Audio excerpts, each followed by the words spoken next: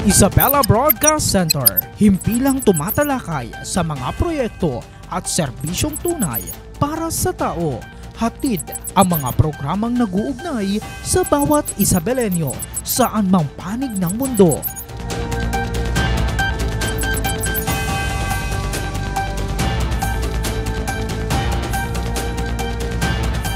Delivering in-depth, trustworthy, and objective news. Dito ka, konektado.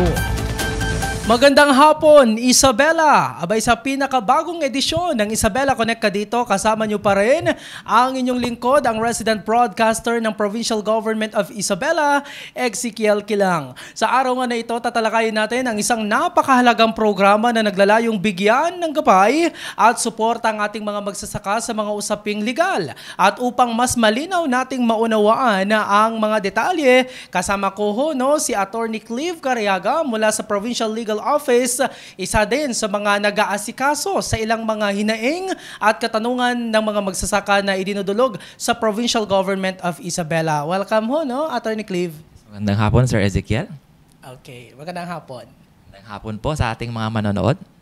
At syempre, hindi po mawawala ang ating espesyal na panauhin na siyang tatalakay sa ating mga programa po ng DAR. Nandito po kasama natin ngayong hapon sina Attorney Ernesto B. Acorda, ang OIC Chief Legal po ng DAR Region 2. Kasama rin po niya si Attorney Gleison G. Adriano Kilang, Attorney for Legal Division ng DAR Region 2. Magandang hapon po. Okay, magandang hapon and welcome sa Isabela Broadcast Center. Siguro papatiin muna natin sila, Attorney Clive. Unahin natin si Attorney Ernesto. Welcome ho, sir. Magandang hapon po sa inyo lahat. I'm very glad to be part of this program. And Attorney Gleison, welcome ho. Magandang hapon po sa ating lahat. Unang-una gusto namin pasalamat muna sa Provincial Information Office ng Isabela for inviting us. And magandang hapon din po sa mga kasamahan namin sa DAR Regional Office, sa pamumuno ng aming RD Primo Silara, and sa lahat po ng nanonood and nakikinig. And of course, sa atin mga viewers, Attorney Clive, maaari ho silang magtanong. Kung may mga tanong ho sila, i-leave lang ho nila yung comments ho nila sa ating Facebook Live program na nanonood sa mga oras ho na ito. At kung hindi man natin masagot ngayong araw ho na ito, abay, magkakaroon ho tayo ng part 2 para naman sa mga queries, mga katanungan ng ating mga viewers, Attorney Clive. At dahil dyan, sama-sama po nating talakayin ang mga mahalagang issue na kinaharap ng ating mga magsasaka at kung paano po sila matutulungan ng mga programa at serbisyo po ng ating gobyerno. Tama ho yan. At umpisahan na ho natin dahil marami, Attorney Clive, yung ating mga pag-uusapan. I heard meron ho kayong mga nakatakdang ilulunsad na programa dyan ho sa DAR Region 2 when it comes to particular sa Abogado Timanalon. Ano ho ba itong Abogado Timanalon at ano ho ba yung konsepto ng programa kung ito, Attorney Gleison? Ang Abogado Timanalon, Sir Ezekiel, gusto ko munang simulan siya sa mga provision na naging framework ng aming ahensya kung paano ito sinagawa. So basically, mayroon tayong nakasaad sa ating saligang batas, sa ating Constitution, particularly on Article 3, Section 11, na dapat ay may free access ang ating mga kasama, ang mga Pilipino, sa courts and sa quasi-judicial system. At ito ay hindi dapat idine-deny sa kanila by reason of poverty. And on the same constitution, nagkaroon din po ng prioridad sa agriculture sector. And ang batas na nagsasaad kung saan dapat may pangunahing prioridad ito, iniatas ito sa aming ahensya.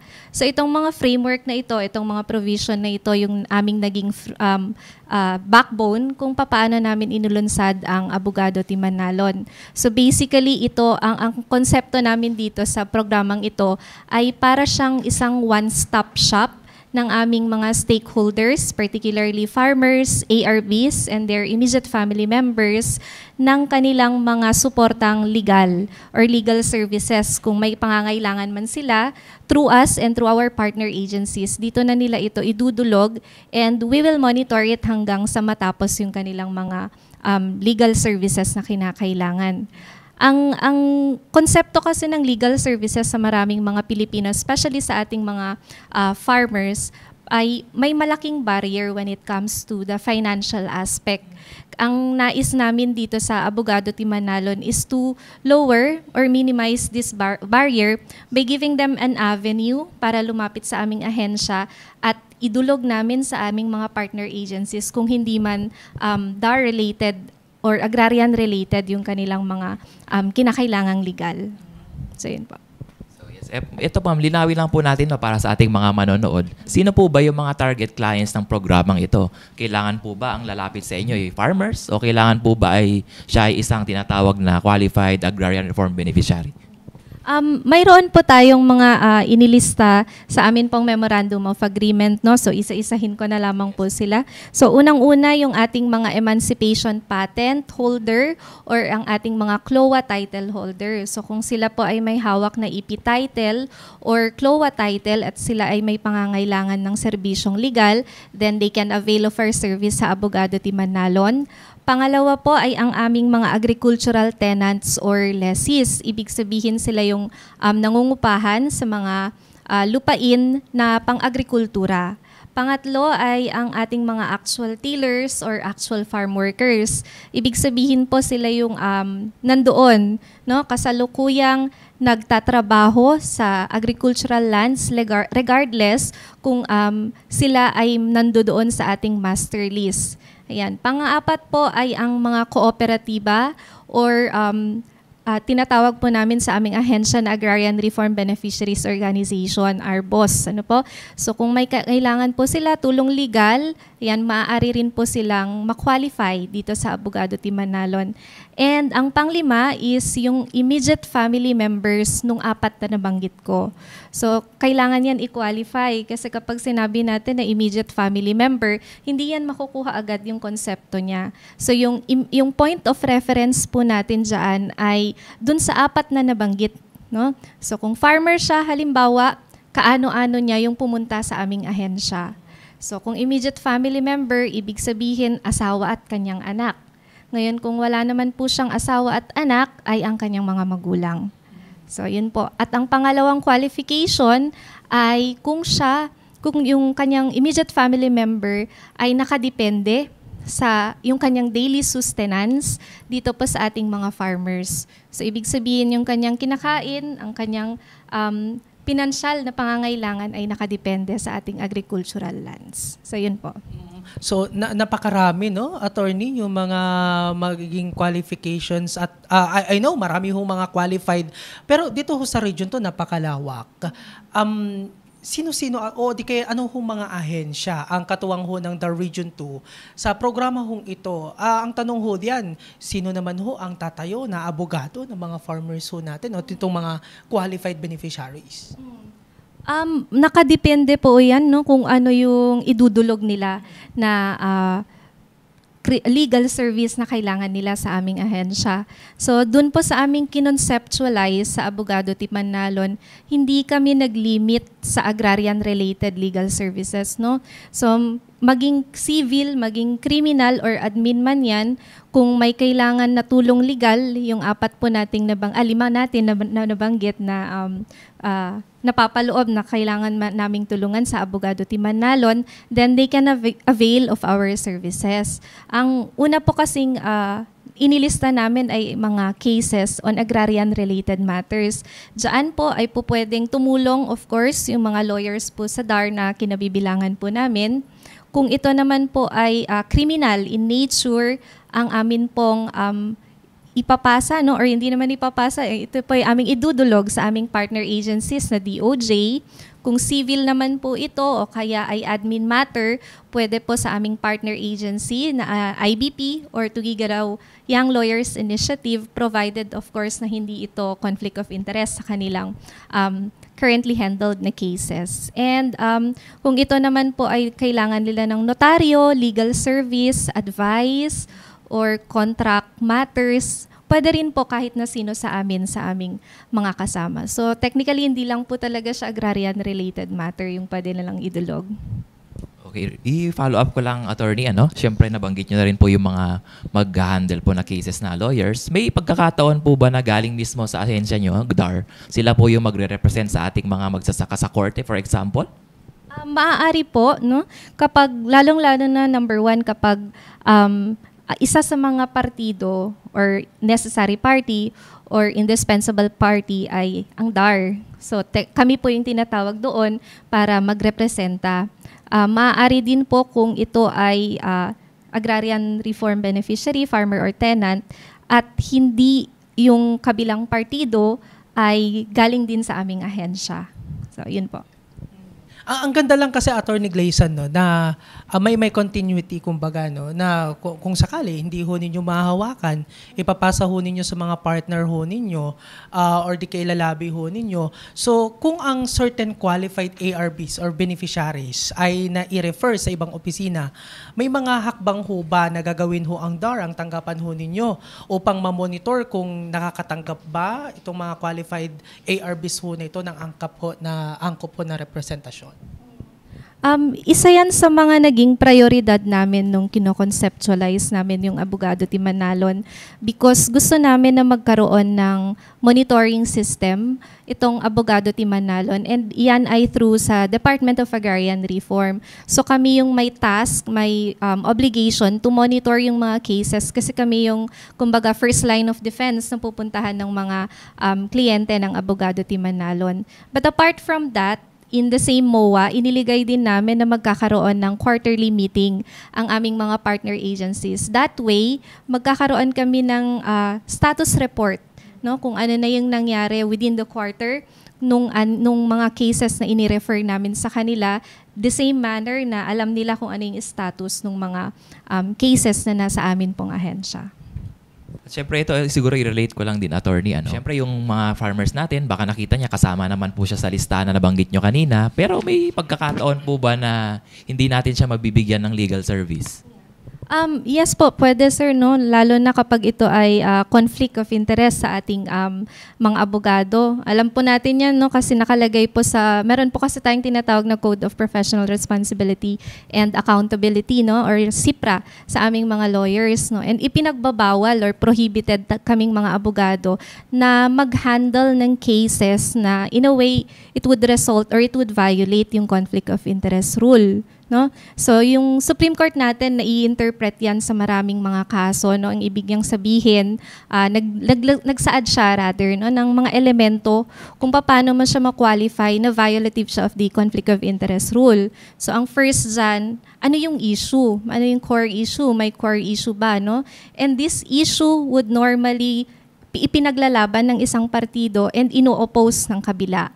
Ayan. Ang pangalawang elemento, tinanggap ng abogado itong issue na to at ipagtatanggol niya before our regular courts or even before the quasi-judicial bodies. So may pagtanggap. At ang pangatlo dito ay gagamitin niya itong issue na to or kung anumang nalaman niya sa kaso na to upang ilahad at maging adverse sa kabilang party. Now, if these three elements were met, clearly meron siyang conflict of interest, no?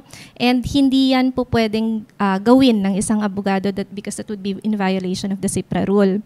But apart from that, hindi lang kliyente, no, yung nagiging basehan ng conflict of interest rule, pwede rin yan kapag personal interest mo, halimbawa kamag-anak mo, no, or ikaw mismo yung adverse party. Or in our case, sa gobyerno, no, sir, kapag adverse siya sa public office mismo natin. So, hindi rin yan po pwede. So, yun po.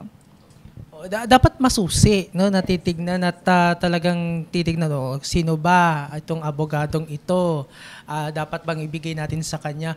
But anyway, maganda ho na may mga ganun ho mga bagay.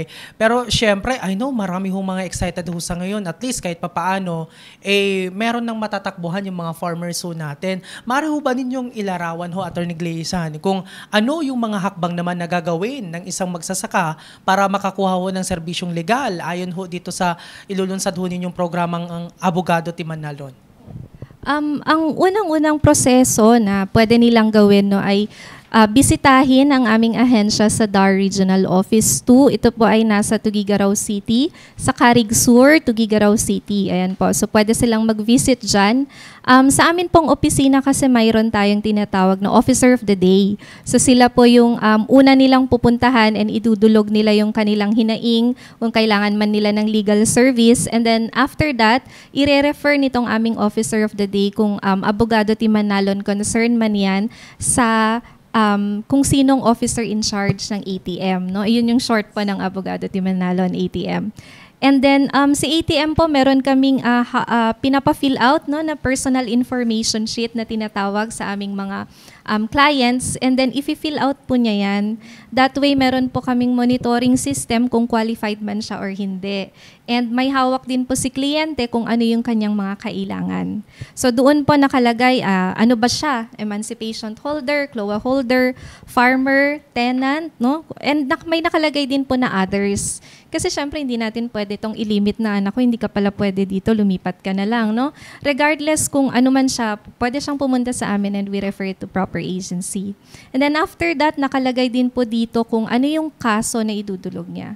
Does he need legal service? Is it civil? Is it criminal? Is it admin? Or is it agricultural in nature? And then nakalista rin po dito yung kanyang mga kinakailangan na dokumento. No, of course, this is pwede pang palitan because case-to-case basis naman kasi yung kaso ng mga tao, no? So it would depend on that, no? And then after, we would prepare doon yung kanilang letter of endorsement, no? So yung letter of endorsement, pipirmahan po yan ng aming legal chief, si Attorney Ernesto Villacorda, or the regional director, no? Si RD Primo Silara. And then, after po, ire-refer na po iyan sa kung kaninong tamang ahensya siya papupuntahin. So, is it DAR, is it DOJ, PAW, TYLI, or IBP? So, yun po. Input ko lang siguro, attorney, no? Baka nakalimutan lang natin kanina. Paano po pag si landowner naman ang lalapit sa inyo? Pwede po ba? Kasi wala po siya sa nabanggit nyong listahan.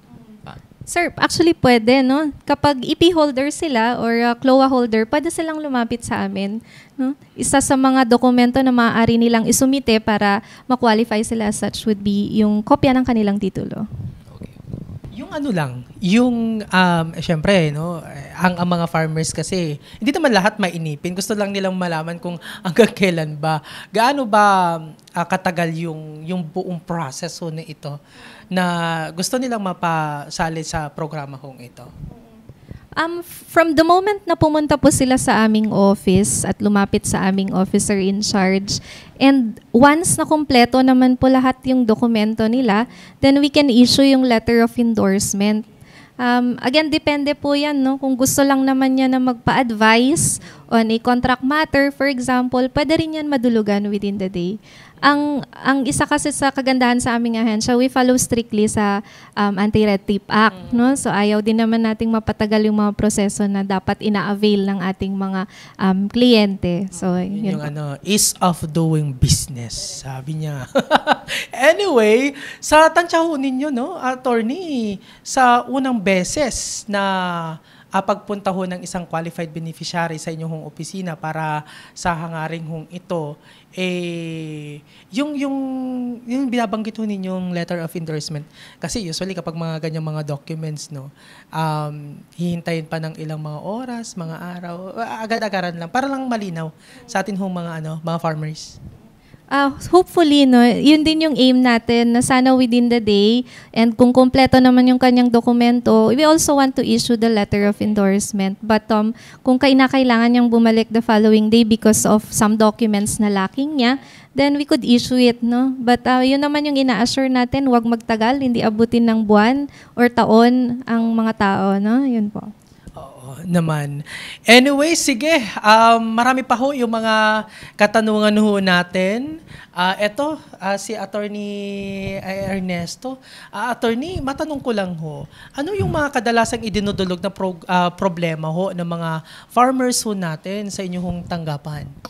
Ang kadalasang problema po na dinudulog sa opisina, yung isang farmer tenant ng isang piece of property who was unceremoniously ejected from his tillage without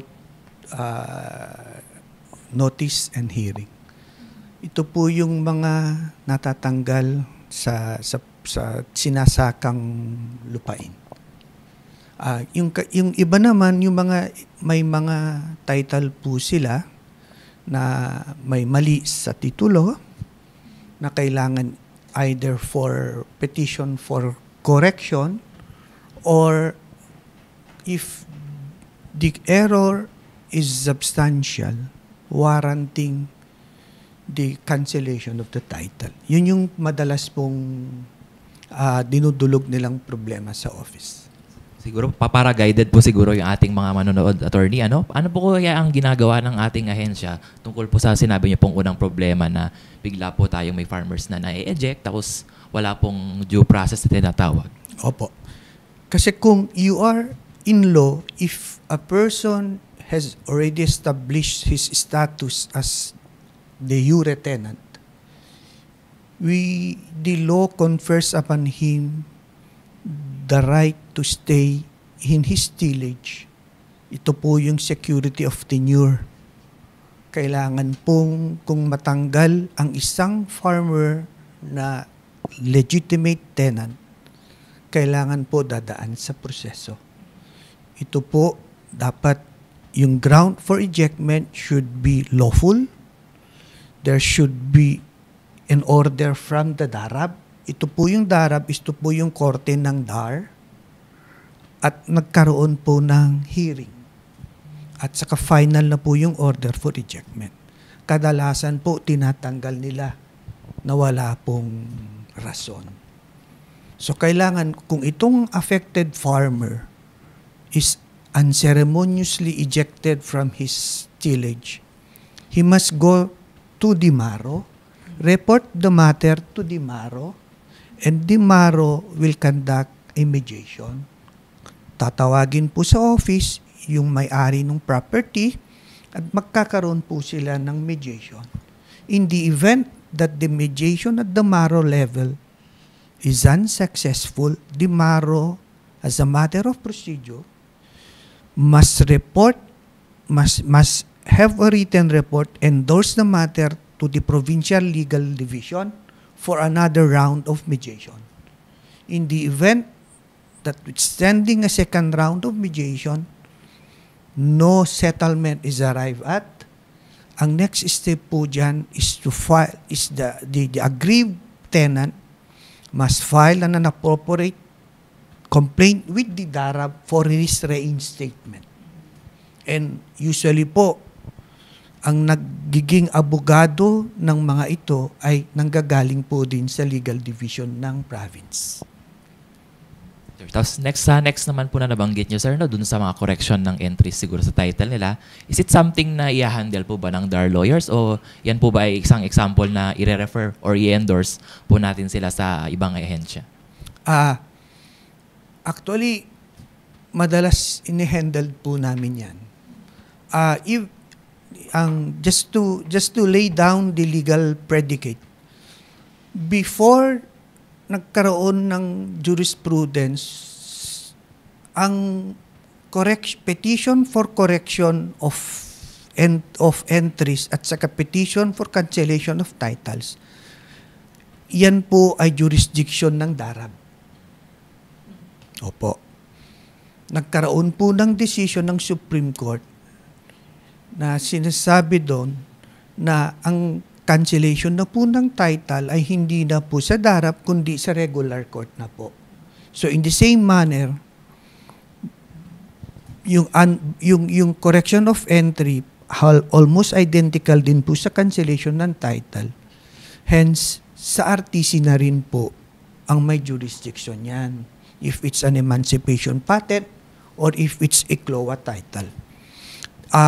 Ang mga taga-abogado ng DAR ay tumatayo pong abogado din po ng mga affected farmers sa mga ganitong klaseng kaso po. Siguro po i-relate lang po din namin yung mga natatanggap po naming mga katanungan sa ating mga walk-in clients po dito sa Provincial Legal Office, kagaya po nung pagbebenta po nitong mga naibibigay sa kanilang lupa, kagaya po nitong CLOA for example. Pwede na po ba niyang ibenta ito anytime na gusto niya? It is enshrined in RA 6657, particularly Section 27 of the law. And that Section 27 is entitled Transferability of Unawarded Land. Okay. Ang sinasabi po dun sa batas, ang isang awardee na may hawak na titulo galing sa DAR, EP or CLOA, hindi po niya pwedeng, lalo na po pag CLOA, he is prohibited in any form of conveyance, either sale, transfer, or other forms of conveyances or conveyance. He is prohibited to sell this property within a period of 10 years from the date of award. That is a prohibitory, mandatory period. We call that retention period in DAR. So, any transfer or sale within that 10-year prohibitory period is void. Is void. Sa EP naman po, Emancipation Patent, ito po yung title na in-issue on the basis or based on PD 27. Ito po yung time po ni President Marcos na Agrarian Reform Program. Ang sabi po dyan sa batas, lalo na po sa jurisprudence ng Supreme Court, na sinasabi po, pag emancipation patent covered land, it is may perpetual prohibition to sell, transfer. Pero with the case now of the newly rendered cases, particularly the case of Jose de Lara, heirs of Jose de Lara versus Rural Bank of Jaén, and in the case of spouses Gante versus Producers Bank, ang sabi ng Supreme Court, pwede na pong ibenta yung mga title na covered ng PD ng EP under PD 27. Basta po, yung 10-year prohibitory period ay lumampas na po. So, unlike before, when it is kahit lumampas na po ng 10 years yan, may perpetual prohibition to transfer under PD 27 sa mga jurisprudence po ng Supreme Court. In fact, the Supreme Court even classified it as ang isang property na covered under PD 27. May jurisprudence po na nagsasabi, it is beyond the commerce of man. So, hindi po pwedeng ibenta. Pero with the advent of the new cases now, landmark cases, po pwede na po. I'm just wondering, attorney, kung may mga ganyan kong prohibition na we should observe 10-year muna, no, after nung pag-award. Ang ginagawa ho kasi ngayon, what if si landowner at yung pagbebentahan niya nagkaroon ng kasunduan? Okay, silent lang tayo. Ikaw na lang ang para walang ma-violate. May nagmo-monitor ho ba right after ho ma-distribute itong mga lando na ito? Para lang ho masiguro lang na itong landowner na pagbibigyan ninyo ng title is talagang sumusunod ho siya sa mga panuntunan. Meron po. Actually po sa DAR, yan po ay isa sa mga tungkulin ng MARO. Na sa munisipyo niya kung saan siya naka-assign, he is or she is obliged to see to it na minomonitor po niya yung mga properties na covered by the EPs and title. At saka nagkakaroon din po sila ng quarterly monitoring po ng mga ito. Kaya ko natanong ho yun, baka may nagbabalak ho diyan. Huwag na ho ninyong balakin. Attorney Ernesto, matanong ko lang ho, yung grounds ho na nababanggit ho ninyo kanina, when it comes sa ejectment ho ng mga tenant, mula ho doon sa kanilang mga hinawakang lupa, ano ho ba yung mga possible mga grounds ho? Opo. Section 36 po ng RA 3844, yan po yung batas when it comes to tenancy related. Yan po yung Code of Agrarian Relations po natin. That is, hindi pa tayo lahat pinanganak, yung batas na yan. That is a 1963 law. Doon po, andun po yung mga valid grounds to eject a de jure tenant. Katulad po ng non-payment, deliberate non-payment of lease rentals, violation of the tenant or the leasehold contract, abandonment, voluntary surrender, misuse or neglect use of the property. For example, ano po yung misuse? Natamnan po yan ng palay.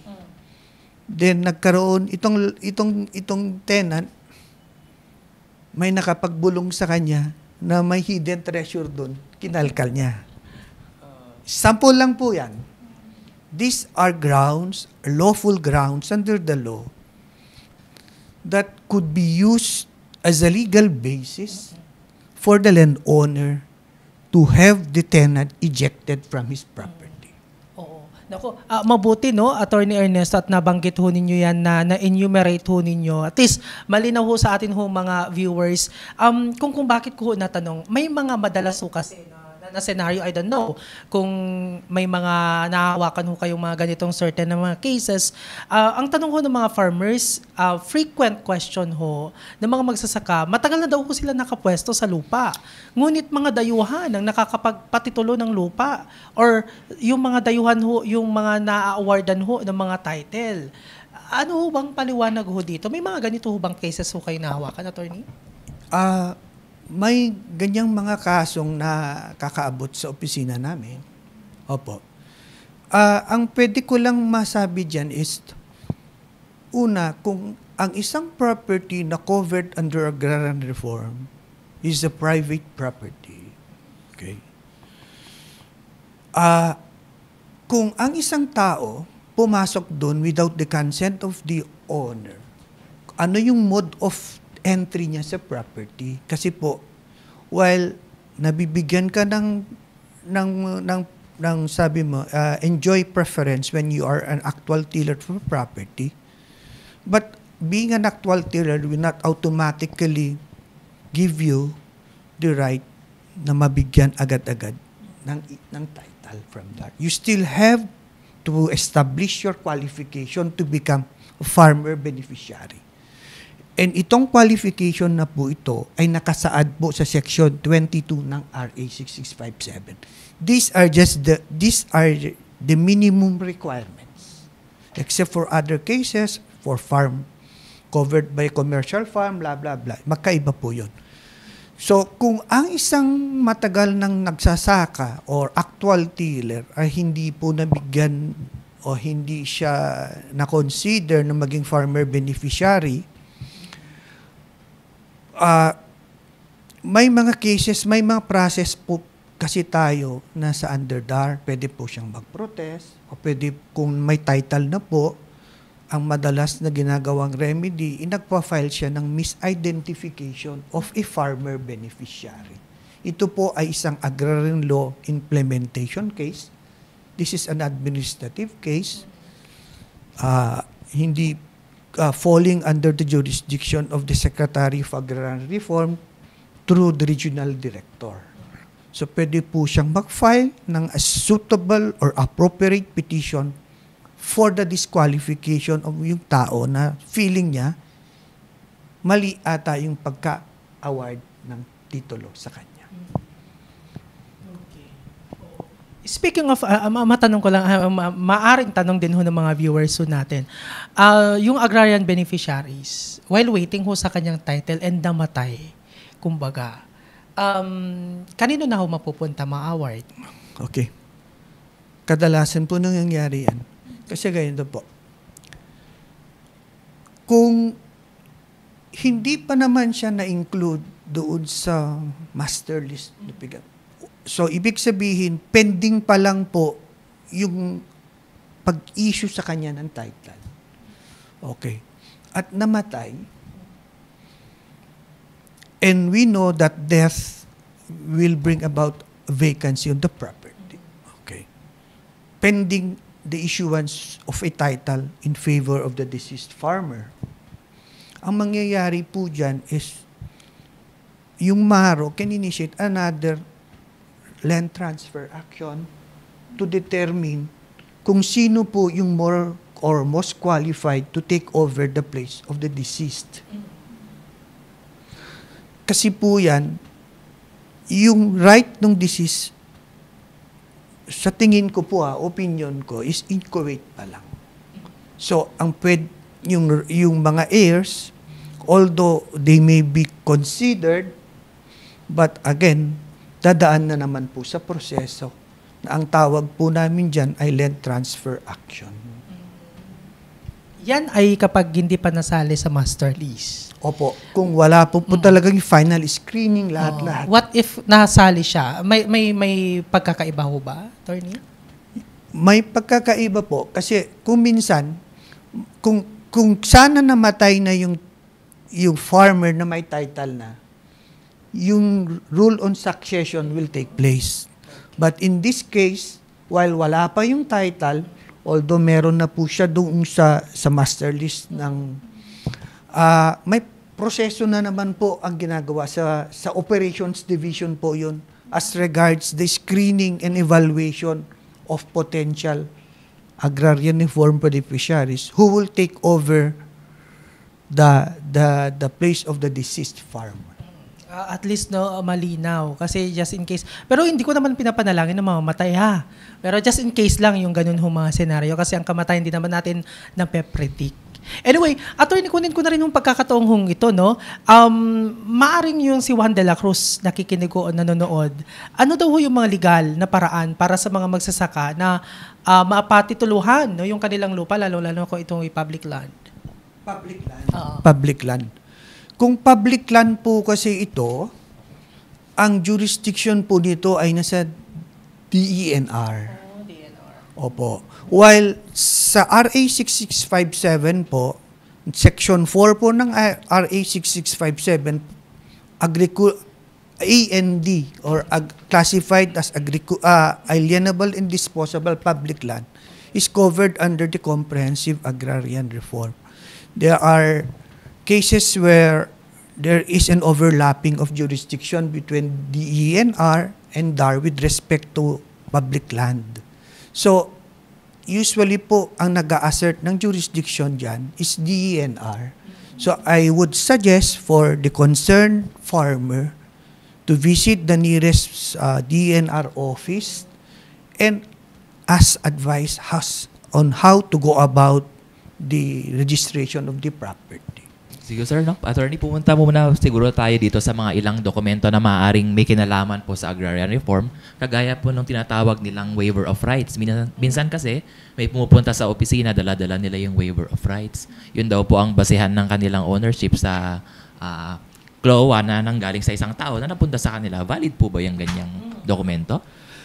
As a rule po kasi, waiver of rights is a prohibited transaction under DAR.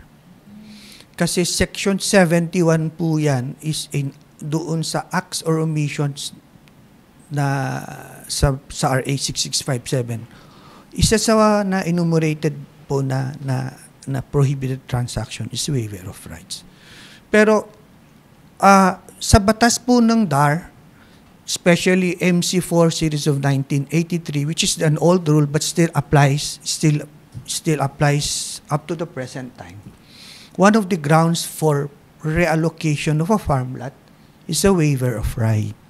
So, pwede po yan dadaan sa DAR para ma-document po yung transfer.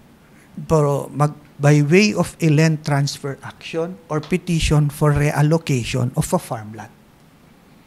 Dadaan po yan from MARO, Provincial Office, then to Regional Director. It's an agrarian law implementation case po ito. Dadaan hanggang may order po ang regional director.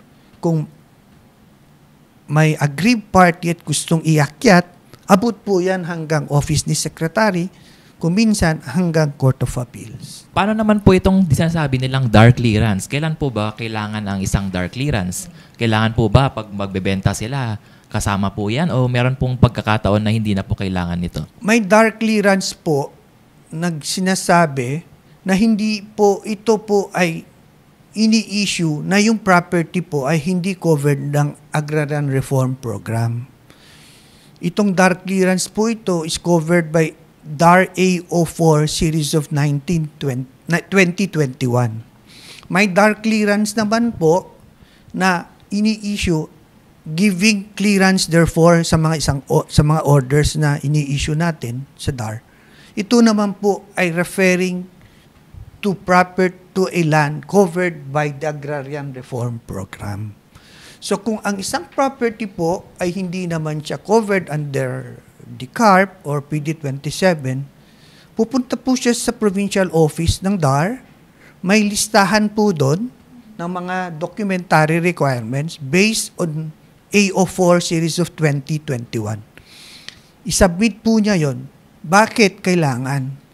Kasi kung nabili niya, hindi po yan allowed na ma-register sa ROD without the requisite clearance issued by the DAR. Lalo na po if this is a agricultural land. Ito, attorney, isa po siguro sa masalimuot naman na napupunta sa aming opisina, may dala-dala po itong isang client natin na decision, ano? Tapos ang sabi po niya, hindi po siya nag-participate sa any proceedings. Nalaman niya lang po itong desisyon noong ibinibigay na po sa kanya ng tao na nag-claim na sa amin na itong lupa. Ano po kaya ang pwedeng gawin ng client na to? Okay. DARAB decision. Are you referring to a DARAB decision, Yes po, sir? yes. Usually, sa DARAB decision, sa DARAB po kasi yan, being a quasi-judicial arm of the DAR, it functions akin to a court. So, when you say it akin to a court, to regular court, usually they observe the minimum requirement of due process, which is notice and hearing, or as we call it, the opportunity to be heard. So, there are cases where, despite summons issued by the DARAB to a person who is impleaded, but this person chose to remain silent, he waived his right to participate in the proceedings. Kung nagkataon na nag-issue ang DARAB ng isang decision, despite notice to him or to her to participate, na-waive niya po yung right niya sa participation na yan. Binding po yung decision sa kanya. It's up for his lawyer to be creative on how to attack the decision, which to his mind might be prejudicial to him. So may mga legal avenues naman siya available to have that decision revisited. Finally po, may pupunta rin po sa aming opisina nagsasabi na na-issuean naman po sila ng title, kaso yung katabi raw po ang kanilang title, hindi po yung nakasaad sa naibigay sa kanilang title. Nangyayari po ba yun, sir? For example, magkakatabi po ang lupa, pasa-pasa po itong ating mga titulo. Ibig sabihin, ang lupa ko nandito, pero ang nagbigay sa aking titulo ay yung katabi. Pwede bang nangyayari yung ganyan? Ay, nangyayari po din naman yan, sir. Ang pwedeng gawin sa kasi yan sa operations matter po kasi yan. So, ang kailangan gawin is idulog niya sa MARO at baka kailangan ng relocation survey, kailangan po ng mga yung ginagawa sa operations. It's more on the operation side of things kasi. Pero nangyayari po yan. Pero naayos din po ba agad-agad? Kapag, nagkaroon ng problema, hindi pala yun yung lupa. Naayos din, pero kailangan siguro isubmit niya yung mga inire-require na mga dokumento. Kasi baka hindi lang sa DAR yan, kundi pati sa DNR nung approval nung survey. So, nangyayari, pero posible namang may mga resolution. Attorney Clive, when it comes sa ejectment, lalong-lalo na yung natin dyan, yung without payment of compensation. Meron ho bang ganun? Na naalis? Parang ganun. Parang nawala na lang. Okay. Si Juan de la Cruz. Unang tanong dapat dyan is, ano yung ground for ejectment? Kung ang ground for ejectment is yung may-ari ng property ay kinonvert niya into other uses na po yung property at yung affected tenant is a tenant de jure, nire-require po yan na magbayad po siya ng compensation in the form of a disturbance compensation dun sa affected tenant. Pero kung ang ground naman po ay lawful cost, as a matter of procedure and as a matter of substantive law, hindi naman po entitled yung affected tenant kasi po natanggal siya for a cause.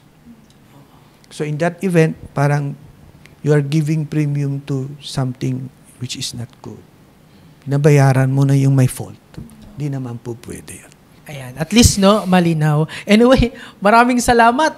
Again ha, sa mga viewers ho natin, yung mga tanong ho ninyo na ay nyo hong itinanong sa atin hong live program. Kung hindi man ho natin nasagot, sa mga susunod, ay sasagutin ho natin yan sa ikalawang bahagi ho, no, ng aming hong pagsama-sama with Attorney Clive at syempre from DAR Region 2. Finally, mensahe na lang ho ninyo siguro, Attorney Ernesto at Attorney Glyzan, para nang sa ganun maprotektahan yung karapatan ng mga farmers ho natin sa kanilang lupa sa harap po ng mga interes ng iba hong mga partido, Attorney Glyzan.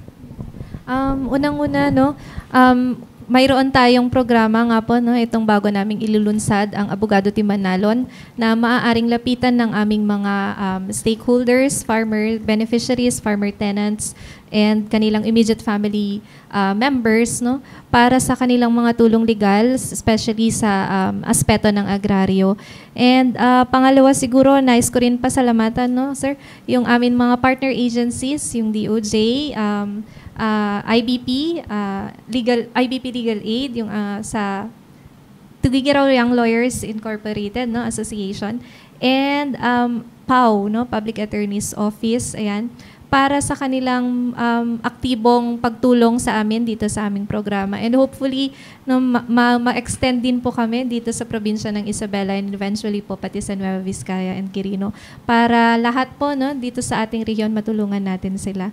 And apart from ATM, nandyan lang naman po kami, no, sa DAR. Maaari po nila kaming lapitan, i-message sa Facebook, through our email, or sa amin din pong mga contact numbers para sa kanilang mga hinaing. Okay, Attorney Ernesto, maraming salamat, Attorney Glyzan. Thank you once again. The legal division, the offices of the legal division of DAR sa probinsya po at saka sa regional office, our doors are wide open for farmers, farmer beneficiaries, and those who are working the land na pwede po silang lumapit at humingi po ng advice, humingi po ng tulong kung to the level na kailangan pa nila ng isang abogado na tatayo para sa kaso nila. Kung hindi naman po kami suffering from what we call conflict of interest, willing naman po ang opisina namin through the regional director, yan naman po ang madalas niyang sinasabi na tulungan nyo yung nangangailangan, si Regional Director Primo Lara. So we will take the challenge for them. Ayan po. Sa pamamagitan ng programang ito, umaasa tayong mapabuti ang kalagayan ng ating mga magsasaka at ang mapalakas po ang kanilang mga kakayahan upang harapin po itong mga hamon na hinaharap po nila. Naman. And syempre, there you have it. Mga ka-Isabelenyo, ang atin hong naging mahaba-haba hong talakayan. Kaugnay ho dito ho sa ilulunsad ng DAR Region 2 ang Abogado Team Manalon. Maraming salamat din sa lahat ng mga tumutok. Abangan ang susunod pa hong episode tuwing Martes at Biyernes yan sa parehong oras at parehong programa. At syempre, maraming salamat Attorney Clive, no, sa pagkasama ho sa akin dito ho sa ating programang Isabela Connect dito. Thank you, sir, for having me here. Ayan po. At imbitahan ko na rin po ang ating mga manonood kung meron po silang mga hinaing at malapit po kayo dito sa aming tanggapan sa Provincial Legal Office. Bukas po ang aming opisina mula Lunes hanggang Biyernes, 8 to 5 po yan. Muli, magandang hapon po. And again, maraming salamat Attorney Clive at syempre, once again, maraming salamat kay Attorney Ernesto, no, at Attorney Glyzan from DAR Region 2. Huwag din hong kalimutang i-like at i-follow ang ating hong Facebook page. Nasa screen ho ninyo ang Isabela PIO upang maiwasan ang anumang fake news at manatiling updated ho sa mga mahalagang impormasyon. Sa ngalan ho ng aming Provincial Information Officer na si Attorney Elizabeth Binag at ng Isabela Broadcast Team. Ako po ang inyong resident broadcaster ng Pamalang Palalawigan ng Isabela, Ezekiel Kilang, na nagsasabing, etam nga na. Salamat po.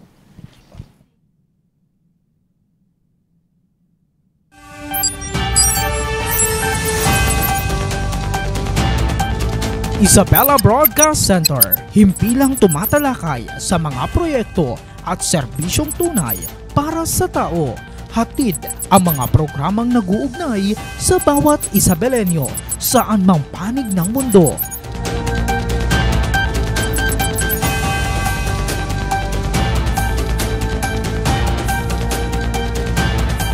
Delivering in-depth, trustworthy, and objective news.